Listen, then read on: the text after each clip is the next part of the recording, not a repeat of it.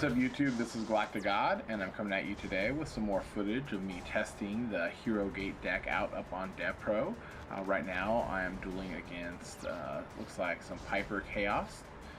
This was a pretty good duel if memory serves correctly. Got some pretty good combos off in this. At first when I saw Dandelion right here, I was thinking I was probably playing some kind of Synchron deck. That's why I go for Black Ship and just get rid of the Dandy token right away. And then I see Tour Guide here. I'm still kind of thinking almost the same thing. I kind of wanted to play macro before he actually detached, but sometimes the timing with DevPro when you want to activate cards is kind of a little off, because it's not like so much like DN to where you can just like say, I just want to do it. I went ahead and make the Dark E-Hero right there just because he'll be strong enough to get over that Leviathan Dragon. Then I see Piper, and then I'm like, okay, well, I know I'm playing Piper Chaos. And then he immediately mysticals the macro, because that can be a real harmful thing to him. Here I'm able to go for like a whole huge amount of damage. I think I got a game right away, and he has the Veiler to stop my Cowboy. So I figure, okay, well, as long as I can hold on to Cowboy for you know, the rest of the turn, or his turn I should say, then I should be able to be okay.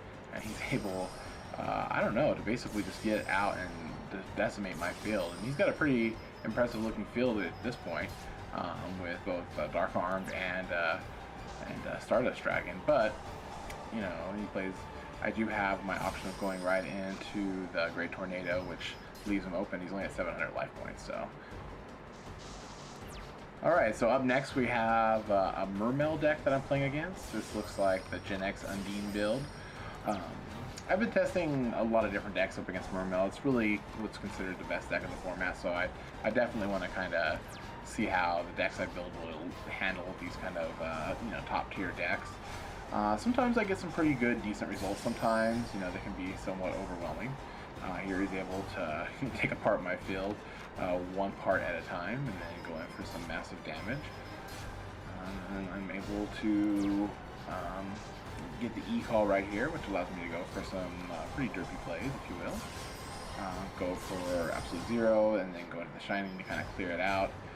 The bad thing about this, though, is he does have the Salvage. He's able to remove some water monsters, bring out Glacia, take the Miracle Fusion out of my hand. It gives me a couple Mirror Force, though, is thankfully there to save me. And then I'm able to go right into the Shining. I was definitely able to hold a good position with the Shining right here.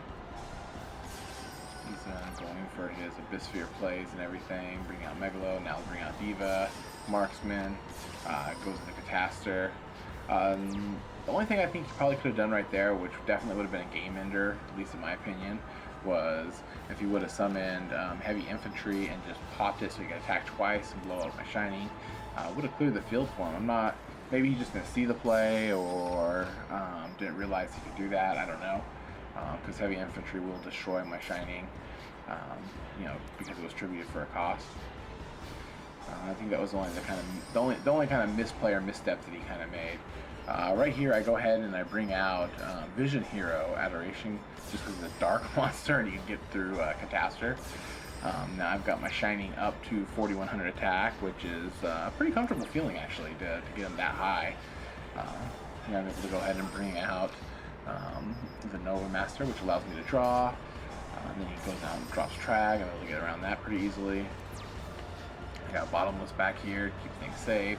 And then he draws into the Pot of Avarice, which, you know, is good for him, but not so good for me. And I'm able to bring out another one of my big hero monsters, and it's really pretty much all over at that point. Pretty nice looking field at the end of the game for me, though. So in this duel, I'm playing against a Chaos deck. Opened up pretty good. I always like opening up Stratos with macro, and I've got even a Miracle Fusion. I got some Voltics in hand. Here he pumps to try and get his effect, but I play macro so he goes out of play. I'm sure that was kind of a little bit of a surprise for him. Bring out Voltic, which allows me to attack. Allows me to bring out Stratos. Grab another card, attack again. And then just, I'll go ahead and end my turn right there. I thought about going into Cowboy, but I really felt like there really was no need. I'm bringing out, this is one of the reasons why I really dig Elemental Hero Ice Edge, because I just get to freely pop his back row, which allows me to get around so much stuff. Now I go into Gaia Cowboy to do the damage. And I was hoping to get some more damage in, but it is what it is. Drops a Caius. So I'm sure he's thinking he's in a pretty, relatively good, decent spot. Voltic though, this little combo right here with Voltic, where you hit a Voltic and bring back another Voltic. If he didn't have Gores, it would have went off pretty nicely. I've already used the Cowboy, so I just go into my stroke right at this point.